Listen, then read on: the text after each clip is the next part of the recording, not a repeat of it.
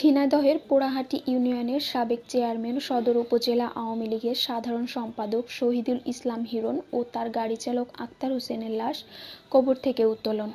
আদালতের আদেশে বৃহস্পতিবার সকালে আড়োয়াকান্দি ও ভূপতিপুর গ্রামের পারিবারিক কবরস্থান থেকে নিহত দুজনের লাশ দাফনের ৫ মাস ১০ দিন পর উত্তোলন করা হয়। নিহতের স্বজন ও এজাহার সূত্রে জানা যায়, ৫ আগস্ট শেখ হাসিনা সরকারের পতনের খবর ছড়িয়ে পড়লে বিক্ষুব্ধ জনতা শহীদুল ইসলাম হিরণের শহরের স্টেডিয়াম পাড়ার বাসা ঘেরাও করে। সে সময় বিক্ষুব্ধ জনতা তার বাড়িতে আগুন জ্বালিয়ে দেয়। এতে হিরণ অগ্নিদগ্ধ হয়ে মারা যায়।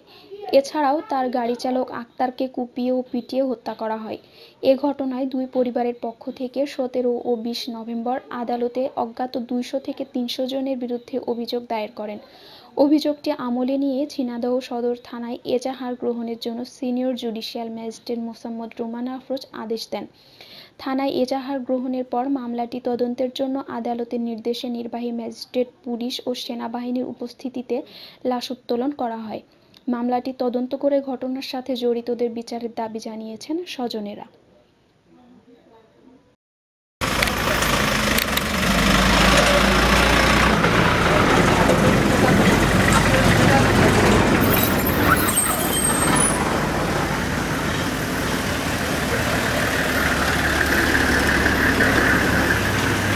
দর্শক, ঝিনাইদহ জেলার পোড়াহাটি ইউনিয়নের প্রভাবশালী নেতা হিরণ চেয়ারম্যানের মৃতদেহটি উত্তোলন করা হয়েছে। এখন হিরণ চেয়ারম্যানের যে ড্রাইভার আক্তার, তার মৃতদেহটি উত্তোলন করার জন্য পুলিশ প্রশাসন, সেনাবাহিনী সহ বিভিন্ন কর্মকর্তারা, প্রশাসনের বিভিন্ন কর্মকর্তারা এখন আক্তারের বাড়ির সামনে অবস্থান করছে। আক্তারের মৃতদেহটি কবর থেকে উত্তোলন করার জন্য অলরেডি কার্যক্রম শুরু হয়েছে। দর্শক, আপনারা জানেন যে ঝিনাইদহ জেলার একজন প্রভাবশালী নেতা হিরণ চেয়ারম্যান পোড়াহাটি ইউনিয়নের দীর্ঘ ৩০ বছর তিনি ক্ষমতায় থেকেছেন। অপ্রতিদ্বন্দ্বী নেতা ছিলেন এই হিরণ চেয়ারম্যান এবং খুব প্রভাবশালী নেতা ছিলেন হিরণ চেয়ারম্যান। সেই হিরণ চেয়ারম্যানের শেষ যে পরিণতি আপনারা জানেন যে সারা বাংলাদেশের একটি আলোচিত ইস্যু হয়ে দাঁড়িয়েছিল ৫ আগস্ট যে ছাত্র জনতার বিপ্লব ঘটে। সেই ছাত্র জনতার বিপ্লব ঘটার পর ৫ আগস্ট সকল আওয়ামী লীগের দোসররা, নেতারা কিন্তু দেশ ছেড়ে পালায়, বিভিন্ন জায়গায় পালিয়ে যায়।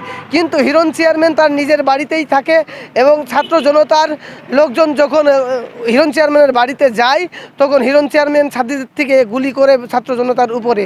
তারপরই হিরণ চেয়ারম্যানের উপরে ক্ষিপ্ত যে জনতা ছিল, তারা কিন্তু হিরণ চেয়ারম্যানকে মেরে আগুন দিয়ে তার বাড়ি পুড়িয়ে ঝিনাইদহ পায়রা চত্বরে ঝুলিয়ে রেখেছিল। সেই হিরণ চেয়ারম্যানের মৃতদেহ অলরেডি তার বাড়ি আড়ুয়াকান্দি গ্রামের যে বাড়ির আঙিনা থেকে তাকে কবর দেওয়া হয়েছিল, সেই কবর থেকে উত্তোলন করে ময়নাতদন্তের জন্য পুলিশ প্রশাসন নিয়ে গেছে।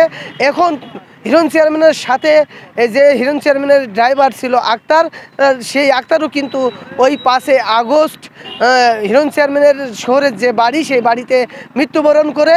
তার মৃতদেহ কিন্তু উত্তোলন করার জন্য পুলিশ প্রশাসন অলরেডি কার্যক্রম শুরু করে দিয়েছে।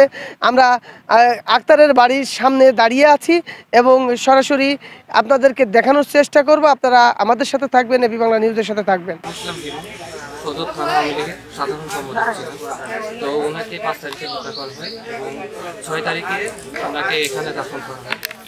তো দাফন করার পরে আজকে দীর্ঘ ৬ মাস পর আর কি ওনার মৃতদেহ উত্তোলন করা হয়। উত্তোলন করার পরে এখন এই যে সবাই গেল নিয়ে যাওয়ার পরে এখন দেখা যাক কী হয় আর কি। এর সুষ্ঠু বিচার হোক এবং যারা হত্যা করেছে বা বিচার হওয়া উচিত আর কি। তো দেখা যাক কী হয়। শহীদুল ইসলাম হিরণ পোড়াহাটি ইউনিয়নের ৬বার চেয়ারম্যান ছিলেন। তার বৈষম্য আন্দোলনের ওই দিন ৫ তারিখ ছিল, তার হলো নিজ বাসা থেকে ছিল সে, ওখান থেকে তার মারা হয়। বিভিন্ন লোকে তাকে হামলা করে মারা হয়। মারার পরের দিন সকালবেলা তাকে নিয়ে এসে তার নিজ পারিবারিক কবরস্থানে দাফন করা হয়। তারপরে আজ ৬ মাস পরে তার লাশ আজকে উত্তোলন করা হলো। উত্তোলন করে যৌথ বাহিনীর উদ্যোগে তো নিয়ে যাওয়া হলো সেই লাশ। চেয়ারম্যান ছিলেন, তাকে 5 তার মেয়েদার হচ্ছে বাসাতে মারা হয়েছে। তারপরে লাশ মর্গে নিয়ে যায়, সেখানে এসে আনি আমরা ওখানে লোক সবাই থেকে জানাজা করতে মাঠে।